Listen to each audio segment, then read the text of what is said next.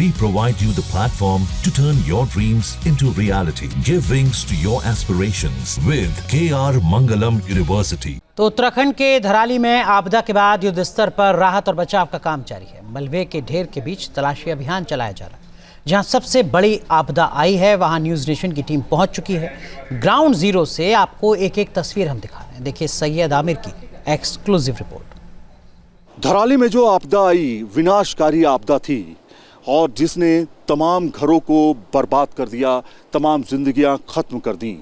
जहां पर मैं मौजूद हूं ये 3 से 4 मंजिला इमारत है और जिसके छत के ऊपर देखिए ये मलबा है और सामने से खीर गंगा नदी का जो बहाव था वो सब सीधे लेकर के इसके ऊपर से होते हुए गुजरा है। ये जो घर है इसके अंदर तमाम तरह का मलबा जमा है। घर खत्म हो चुका है पूरी तरीके से। यहाँ के लोग कहाँ गए कुछ पता नहीं है। लोगों ने अपनी जान बचाने के लिए कोशिश की लेकिन बहुत लोग दब के मर गए। यहाँ के स्थानीय लोग कहते हैं कि जो स्थानीय थे वो करीब 10-12 से लेकर के थे जिनकी मौत हुई है और जो इसके अलावा जो यहाँ पर लेबर थे वो बड़ी संख्या में थे। तो ये मकान जो है पूरी तरीके से तहस नहस हो चुका है। यहाँ के लोग का कोई अता पता नहीं है वो कहाँ गए। उस समय जब 1:35 पर 5 तारीख को दोपहर में जब ये कुछ हो रहा था, जब पीछे से मलबा आ रहा था, सिर्फ 35 सेकंड का वक्त मिल पाया। 35 सेकंड के अंदर सब बहा करके लेके चला गया। ज़रा सोचिए कितनी स्पीड रही होगी। लोग शख्स भाग ही नहीं पाए। भागना चाह रहे थे, जान बचाना चाह रहे थे, नहीं बचा पाए। और इसी तरीके की तस्वीरें हैं। ये दलदल है थोड़ा सा, यहाँ पे बहुत संभल के चलना पड़ेगा। इस दलदल में अब थोड़ा सा मौसम ठीक हुआ है तो ये नर्म है, लेकिन यहीं अगर पानी बरसा होता तो ये धंस जाता। खैर ये बर्बादी के निशान हम आपको दिखा रहे हैं और दूसरी तरफ की तस्वीरें भी आपको हम दिखाते चलें कि किस तरह से ये धराली पूरा तहस नहस हो गया। कुछ लोग होंगे हमारे साथ, उनसे बातचीत करेंगे यहाँ पे। पहले तो आपसे जानना चाहते हैं, नाम क्या है सर आपका? सर मेरा नाम संजय सिंह पंवार है। संजय भाई ये बताइए कहाँ रहते हैं आप? सर हम लोग यहीं रहते हैं, धराली में रहते हैं और यहाँ मार्केट में मेरा होटल था जहाँ पे मेरा सब कुछ चल रहा था। आजीवन वहीं से हमारा जो घर का खर्चा चल रहा था। तो सर कहाँ पे होटल था? सर यहीं पे मलबे में दबा है, कुछ भी नहीं दिखा। दबा है होटल? कार भी थी, एक SUV थी, वो भी दब गई और बाइक थी, जो भी मेरे संसाधन थे, पासपोर्ट थे, डॉक्यूमेंट थे, सारे दब गए सर। अच्छा ये कह रहे हैं कि यहाँ पे पीछे साइड में इनका होटल था और वो होटल ख़त्म हो चुका है, हिमगिरी होटल। वहाँ पर कुछ लोग काम कर रहे थे उस समय? जी सर, कुछ लोग काम कर रहे थे और जब मलबा आया था तो फंस गए थे लोग, तो उनको भी रेस्क्यू की हमारे लोकल लोगों ने, उनको निकाला। मैं इस साइड फंस गया था। नदी जो ये खीर गाड़ थी, मैं उस दिन जो है जब उस 5 तारीख का जो टाइम था वो जब मैं यहाँ पे पहुँचा पुल के ऊपर जहाँ से ये खीर गाड़ जाती है, उस समय पानी का बहाव बहुत कम था। तो बरसात हो रही थी, मैंने कहा इसमें मटमिला पानी आ रहा है, तो मैंने सोचा कि ये थोड़ा कुछ नहीं है, बरसाती पानी आ रहा होगा। तो उस समय का जो टाइम था 1:25 का टाइम था और मात्र मुझे जो है 1 मिनट मुझे मिला कि आने के 1 सेकंडों में मैं जब इधर साइड आया, शायद मैं उधर साइड भागता तो मैं नहीं बच पाता आज।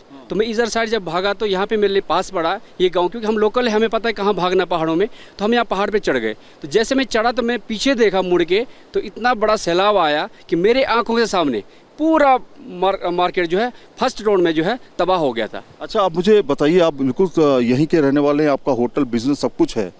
यहाँ पर जो थोड़ा सा संदीप करीब आइए मेरे पास, यहाँ पर जो आप जगह बता रहे हैं यहाँ पर कितना होटल होगा? आपको तो सब कुछ पता होगा, कितने होटल, कितने घर, कितने सरकारी दफ्तर, कितनी गाड़ियाँ, कितने लोग उस समय मौजूद रहे होंगे यहाँ? सर उस समय की मैं बात करता हूँ तो जो ये आप इलाका देख रहे हैं, जितना आप ये क्षेत्रफल देख रहे हैं, यहाँ पूरे एप्पल ऑर्चर्ड था। एप्पल ऑर्चर्ड के बीच में मार्केट था, बड़ा सुंदर मार्केट था। यहाँ पे टूरिस्ट इतने आते थे कि बहुत ज़्यादा, यहाँ पे 2000-2500 टूरिस्ट एक दिन में रुकते थे। उत्तरकाशी के बाद जब टूरिस्ट आते थे तो हरसिल धराली सब ज़्यादा पसंद करते थे। तो इस जगह पे कम से कम नहीं 50-60 होटल थे, कम से कम नहीं तो 50-60 घर थे और यहाँ पे कम से कम सर 50-60 जो है यहाँ पे रिजॉर्ट थे, जो नए नए रिजॉर्ट बने थे। और यहाँ पे कल्प केदार मंदिर था। कल्प केदार के मंदिर के आसपास आंगनबाड़ी केंद्र था जहाँ बच्चे पढ़ते थे। उसके बगल में प्रधान जी का ऑफिस था। उसके बाद हमारा मिलन केंद्र था जहाँ हम लोग बैठते थे, हमारे यहाँ मीटिंग होती थी। और इस इलाके में जो है ऑलमोस्ट 100 से अधिक यहाँ पे घर थे, होटल थे, मकान थे। तो लोग उस समय कितने लोग होंगे उस समय जब ये सैलाब आया, और जो इस समय कहाँ गए होंगे? सर देखो, किस्मत की बात देखो, ये होता है, कुदरत का खेल है, भगवान की जो ऐसी मर्जी रही होगी। उस समय जो है लंच टाइम था, 1 बजे 2 बजे के बीच लंच टाइम था, मेले का टाइम था, क्योंकि 4-5 अगस्त को यहाँ प्रतिवर्ष मेला होता है। तो लोग आप अपने घर में उस समय लंच के लिए गए थे, कोई लोग दावत पे गए थे। तो उस समय मार्केट में कम लोग थे। तो जो हमारे साथ जो लेबर काम करती है वो अपने कमरों में खाना खा के सो गए थे। कुछ लोग जो है मार्केट में जो है घूम रहे थे। कम लोग थे उस समय, मतलब करीबन जो है 100 लोग 150 लोग थे। कुछ लोग भाग गए थे। उसमें से सर कम से कम 50-60 गाड़ियाँ थी, बाइक थी। और जो लोग, ऊंचा मलबा है ये सर ये 50 फीट मलबा ऊंचा है, 50-60 फीट ऊंचा मलबा है ये सर। आप घर नीचे देख रहे हैं। और जब ये जो गाड़ थी सर, ये कम से कम 50 फीट डाउन थी। जब हम लोग आते थे तो हमें चढ़ाई लगती थी आने में इधर गाँव के लिए। आज हम लोग नीचे देख रहे हैं मलबे। जो मकान देख रहे हैं, कितने मंजिला मकान है यहाँ सर? जहाँ पे हम अभी खड़े हैं ये 2 मंजिला, ये डबल स्टोरी मकान था। अरे ये जो आप देखिए जहाँ पे हम खड़े हैं, ये 2 स्टोरी मकान था।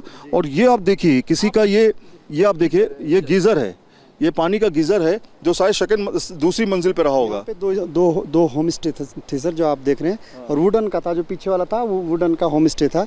अगर आप ये मकान भी देख रहे होंगे, डबल स्टोरी है, पुराने मकान है ये। और इसको तेबारी बोलते हैं, जो ऊपर वाला है, जहाँ लोग बैठ के शाम का आनंद लेते हैं। और जहाँ पे हम खड़े हैं ये 2 मंजिला मकान था। और जो ये आप पीछे दिखाएंगे थोड़ा, तो यहाँ पे 300 साल पुराना मकान था, जो एक धरोहर थी इस गांव की। क्योंकि यहाँ सबसे पुराना मकान, यहाँ 78 में एक बार आग भी लगी थी, तो पूरा गांव मतलब खत्म हो गया था। लेकिन वो मकान एकदम सेफ था। 300 साल पुराना मकान यहाँ पर था, 300 साल पुराना मकान। और पांडवों का एक वो भी था, मंदिर था पांडवों का मंदिर था, केदार मंदिर है जी। वो ये कहा जाता है कि जब केदारनाथ की स्थापना हुई थी, उससे पहले पांडवों ने यहाँ स्थापना की थी, इसलिए इसको कल्प केदार कहा जाता था। तो एक दिन में हजारों लोग उसकी यात्रा दर्शन करते थे।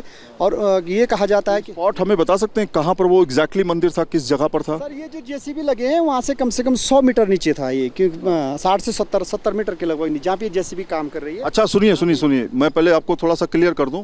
यहाँ पर जो आप जेसीबी देख रहे हैं, ये जेसीबी जो आप देख रहे हैं, वो जेसीबी जहाँ पे 2 मशीनें हैं, यहीं पर कल्प केदार मंदिर था।